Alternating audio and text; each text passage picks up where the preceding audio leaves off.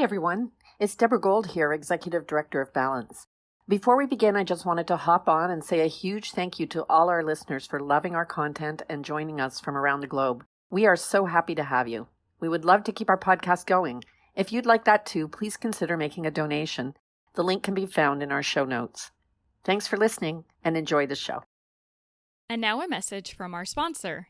Discover AMI's collection of podcasts created by and for the blind and partially sighted community. Visit ami.ca to learn more. AMI entertains, informs, and empowers.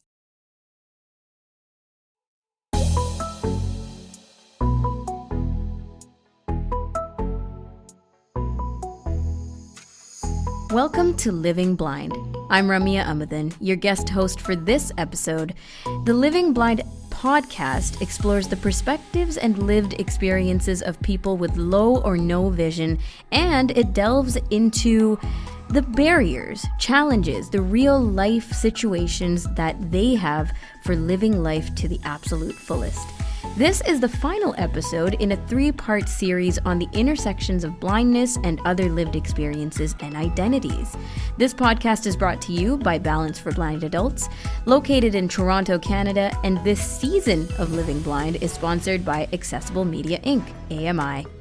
Now a little bit about me. I'm the co-host of Kelly and Company on AMI. It's the live afternoon show on AMI Audio, and this show focuses on lifestyle, culture, entertainment, arts, lots of things actually. I'm also the host of the AMI Audio Book Review podcast, which is a weekly discussion where we chat all things audiobooks.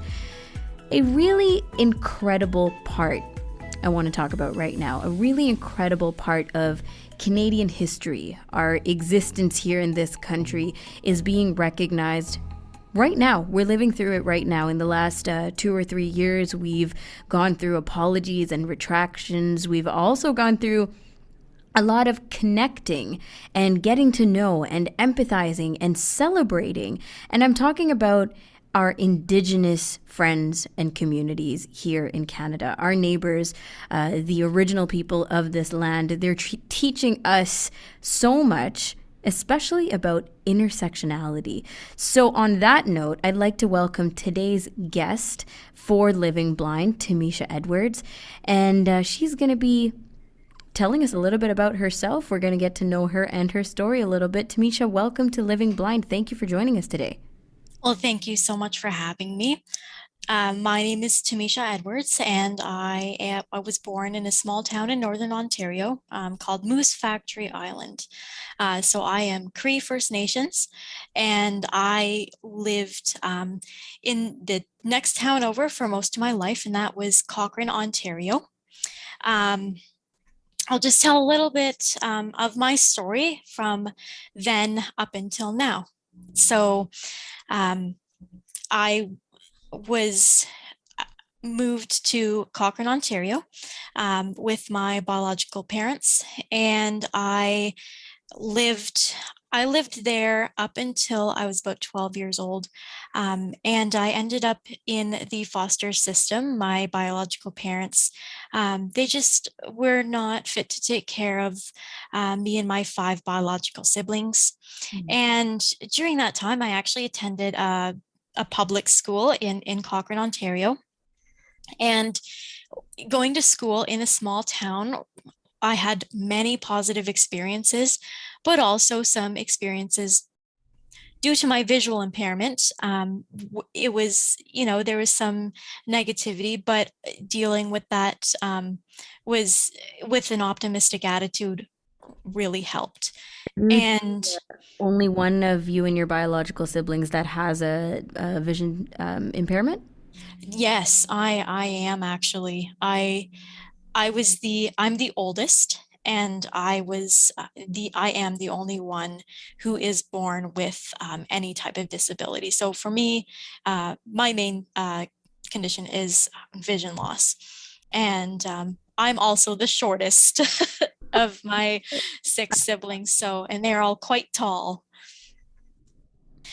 But so in the public school, I was very, very, very lucky. I had a full-time educational assistant And she was wonderful at making accommodations and really trying to make sure that I was thriving and learning in a safe and a positive environment. And you could really tell that she was doing a lot for me to pick up on what I'm learning and for me to really keep up with the rest of the class. And so she taught me how to read and write Braille, along with a vision itinerant who commuted an hour to Cochrane, Ontario from Timmins. Wow. So it was twice a week, which, was a luxury. And she, along with my EA, taught me how to read and write Braille. And in grade 4, I got a computer, and they taught me how, to use the tactile resources that I was provided. And they worked very hard to make those tactile resources. Things, they really had to improvise. Drawing things out with a glue gun. So the glue is raised and tactile for me to feel to make diagrams. Whereas in a public school, they would just be photocopied and they'd be handed to the classmate. Mm-hmm. And so it was a really big deal for me to have these tailored diagrams, especially made for me. And later on, I think as I got older and my academics progressed and they realized that I had so much more potential, the decision was made for me to go to W. Ross. And before you get started on your W. Ross journey, I wanted to ask, in public school, you're talking about all these different accommodations, right? And that were very individualized for you. Did you have a struggle subject that you can remember, one of the more challenging subjects that had to, take a lot of accommodation and effort from your support system to help you with? Yes, actually, that is a very good point. I struggled very, very much with math, still do, but especially in elementary school with the EKOAO standardized testing. In grade 3, I know that I probably didn't even finish it. Same with, I think grade 6, I didn't finish it either. And it was just due to the lack of accessibility in diagrams and the way things were presented on the page, since I'm almost totally blind. I'm a Braille user, so it was really important to me that I wanted to have things just like everyone else. And those books from EQAO testing in grade 3, some of the diagrams were shipped down from down south, from Brantford to Cochrane. So that was almost a novelty to me to have something that was diagrams were tactually made without a glue gun and pipe cleaners.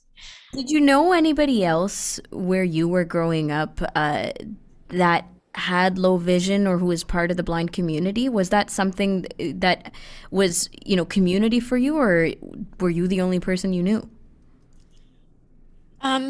I have a cousin who I later learned that she had a visual impairment as well. And I remember meeting her, when I was little, and I remembered her.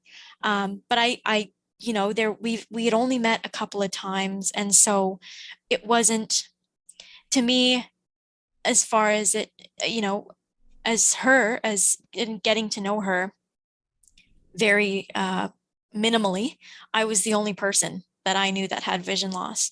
And being in Northern Ontario, you feel so isolated. You don't know who, people are out there that have vision loss, but you don't know where they are, and they feel so far away. It's interesting. They're there, and having that knowledge is kind of comforting. And it's like, oh, maybe I'll meet somebody someday that has vision loss. And funnily enough, I was actually connected with a pen pal who went to W. Ross. So it was really cool to be able to exchange Braille letters in the mail. And we were both in public schools and later ended up at W. Ross. Wow. So that was exciting. Some really Um, good karma. So, yes, you were telling us about your journey into W. Ross. How was that for you initially?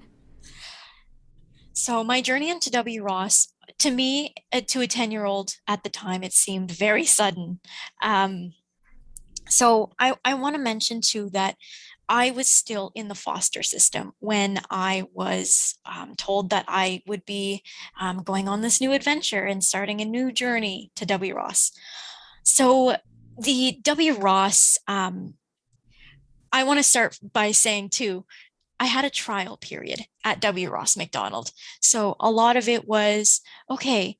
Um, in my grade fifth and my fifth grade year, grade five, I had um, my vision itinerant come up to me and she says, what do you think about attending W. Ross? And I said, oh, like that seems like a dream. Like I've never heard of this place other than, hearing people talk about it and saying, oh my gosh, like W. Ross is such a cool place. You'll go someday. And so I was thrilled.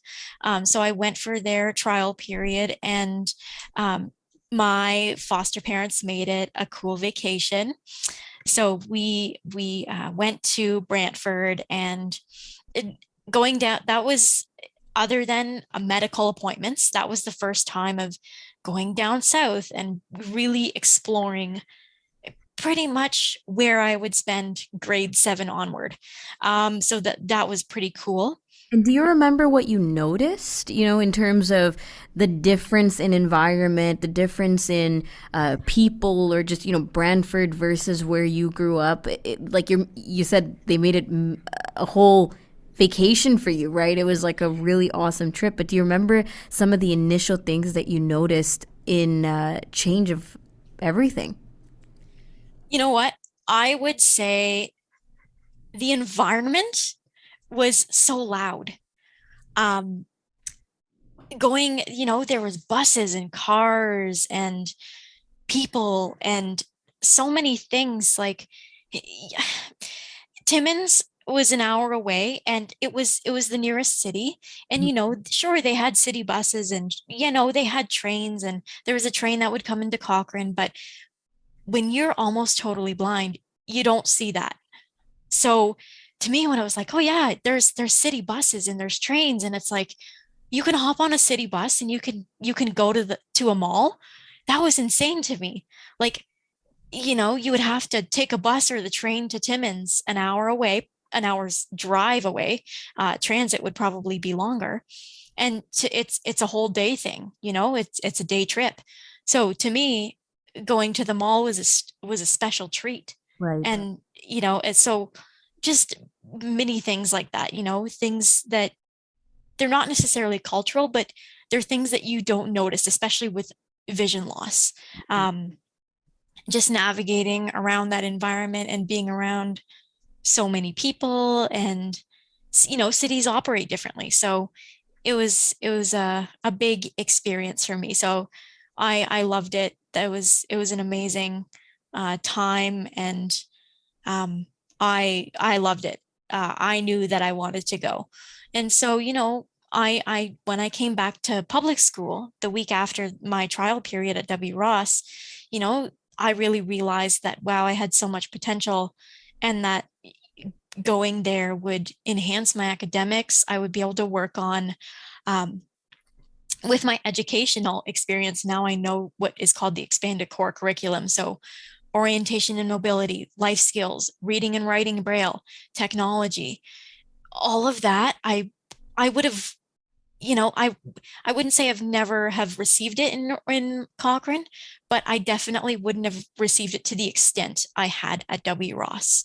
So that to me was very eye-opening, no pun intended, to be able to, realize that. And there's, now I look back and I'm like, wow, sometimes I think I take that for granted too, is realizing that down here, everything is at my fingertips. And there are still people in Northern Ontario who not necessarily are visually impaired, but they just have a lack of services offered to them.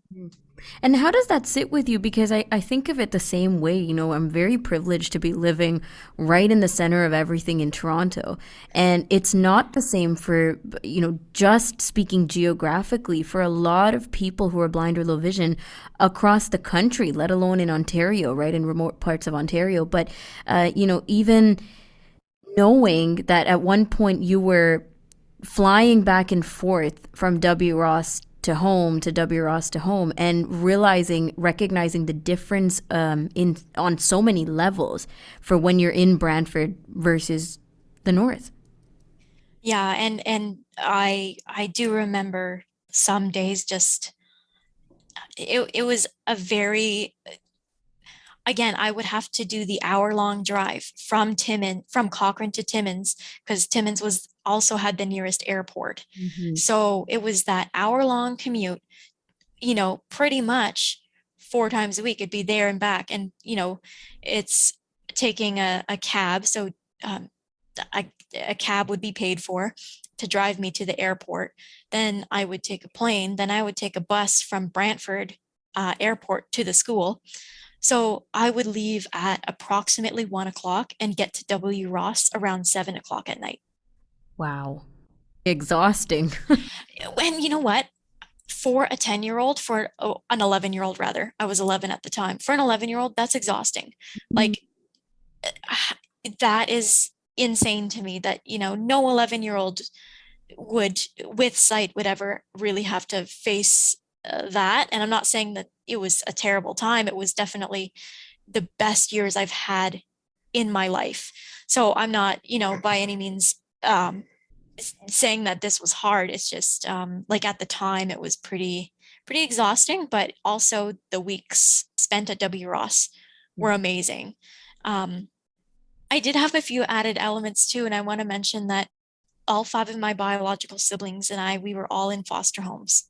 So it's on the weekend making time to see them all and keep in touch with them all, and also be ready to leave at noon on Sunday, and make the 7-hour journey to school again. Yeah. So there was a point where you were taken out of the foster care system. Can you tell us a little bit about that? For sure. So I about my halfway through my grade 6 year, my foster family resigned just due to a lot of circumstances. And I also found out a few months before that I was placed up for adoption. So that was, to me, it was very exciting, but it was also, very scary. I didn't know what processes would look like.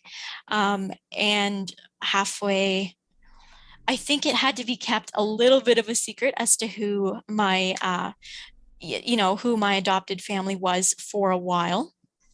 And then halfway through my grade 7 year at W. Ross, I was told by my grade 6 teacher and her husband that they wanted to adopt me. So that was very exciting for me. And they lived down here. So to me, it was crazy because I'm like, wow, this Brantford will be my permanent hometown. Like, this is, I won't have to fly back and forth to W. Ross or, like, it was a whole new thing And for how me. did that transition go? Because of course you were commuting back and forth from W. Ross to home, and then when you said, "Okay, now this is home," I feel like Mhm. there's another level of reality that hits, right? Like it's when you move completely out of town and into the city, you're like, "Oh man, now this is my real life." Was there exposure to a new side of life with, I'm assuming, the diversity that came in with it? Absolutely. Yeah. So I think too, I just had a lot more, like you said, exposure to things. Um, and it was kind of normalized for a while, um, taking field trips at W. Ross. So getting out into the community and taking orientation and mobility, and so taking the city bus places. It was definitely scary at times, but I think I realize now, and this is the part where I kind of took for granted, especially in grade 6, like, wow, I really can take a city bus and go to the mall, or I can go out with friends. And also being exposed to people who had vision loss. That to me was crazy. Like, how are there so many people all around Ontario that have vision loss that are at the school? That was mind blowing to me. And so meeting those people, getting to talk to them and realizing that, we all shared some of the same, but also very different experiences. And, you know, I have made some amazing friends at W. Ross, and having that, um, it's definitely sad. There's an added element too, like, okay, now the summer's here and we are in a different, different parts of the province, and we won't see each other for another year. But yeah, in terms of exposure, it was definitely a culture shock. I just remember being, feeling like, oh my goodness, what if I get lost? Getting lost in a small town is very different than getting lost in a city. Still scary, nevertheless, but there's that, I'm not sure, there's small town feeling, I guess. So yes, it was a slow transition to move down here. I was flying back and forth to W. Ross every other weekend to see my family, biological family. And then I was also staying at my new family's home the remaining weekends. And so eventually I just spent 1 week there, and then another and another, and it just naturally phased in. And yeah, it's worked out perfectly. And I'm so glad to be, I have an amazing family, and to have people that will support me and have things at my fingertips, have resources and accessibility options And I mean, right in my hands. kind of keeping in touch with your roots, right? Or Mhm. at least catching up, making sure that you're not necessarily losing touch that way. What's significant in that for you? I mean, besides the obvious, which is just that they're your biological family, you want to keep in touch with them. But is there anything else that you really do tap into when you say, these are my roots, this is where I came from? Absolutely. I think it all started when back in public school, I always knew that I was Cree, and that, I'm First Nations, but knowing the teachings, knowing the story is from your culture, knowing your teachings and customs is super important to me, especially. I'm always curious. I'm always willing to learn and know where my roots come from. Um, Unfortunately, and this is by no fault of anyone. I think, it's just due to the intergenerational traumas of my biological family. Some of those teachings and traditions and the knowledge of the culture kind of, faded, and it's just dealing with life mattered more than spreading, the knowledge and or trying to teach people. And so when I went into public school, they actually had Cree classes. So here in Brantford and in most cities in Southern Ontario, you can take, English or French. And I was amazed that they had an option for Cree. So from grades 1 to 5, I took Cree classes instead of French classes, which to me, that was amazing. And again, Cree syllabics look nothing like Braille or print letters. Right. So I would have, my EA make a tactile syllabic chart for me. And it's now, as I got older, I actually recently just found out that they had to keep making the syllabics chart because students would cut it or something would happen to it. And so my Cree teacher actually contacted the woodshop teacher and said, can you make a tactile syllabic chart? And a plastic syllabic chart it was probably about an inch thick, and it had syllabics and Braille writings all in mini squares, and it was a syllabic chart specially made for me. Wow. That's so fascinating to me. I mean, I know that, we talk a lot about the kind of accommodations that people get in public school, the expanded core curriculum, as you mentioned earlier on. But it's also really interesting to me. I'm also bilingual. I speak Tamil, and trying to think of what here, like in Toronto, what accommodations to learn Tamil would look like. Just the alphabet itself Mm-hmm. is a very daunting experience, I'm assuming. Tamisha, it's been really great just hearing your story, hearing all the different threads weave in and out. I wanted to talk to you about, or at least hear from you, about some of the things going on with you right now, including your background in recreation therapy. Do you mind telling us what that is and why it's important for you? Absolutely. So my passion has always been working with youth for with vision loss, and I think it was just because I had never. I feel like like so many others, can be related to, especially in the blind community, and watching other people with vision loss and hearing their struggles. I really looked up to um, people who had careers who had sight loss, and really modeling their behavior, and um, kind of growing that same passion of working with all people, but especially people with vision loss. So um, I originally wavered on, what should I do? Choosing my career was, I also had to be cognizant of some of the barriers that I would face in the work field.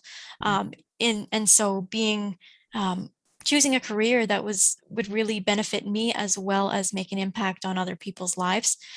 So recreation therapy was very important to me because it is providing enrichment and quality of life and person-based care to anyone.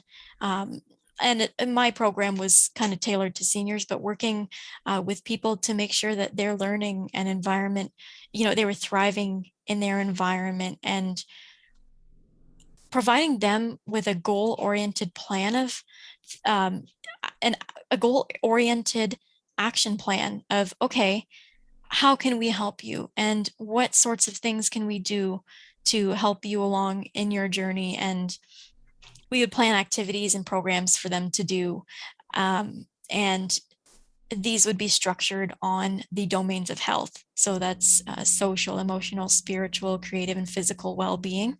And it's implementing those domains of health into every program to make sure that, we're providing well-rounded care. So taking that program was really eye-opening to me too. I think I had a chance to educate sighted individuals on what it's actually like to hear from somebody who has received some semblance of care and services that they would have that I would have had provided to me. So I think I'd like to think that yeah, I was a good example for some of my classmates. And um, this, I mainly worked with seniors for the first couple of years of my programming. So I was fortunate enough to work in an adult day program.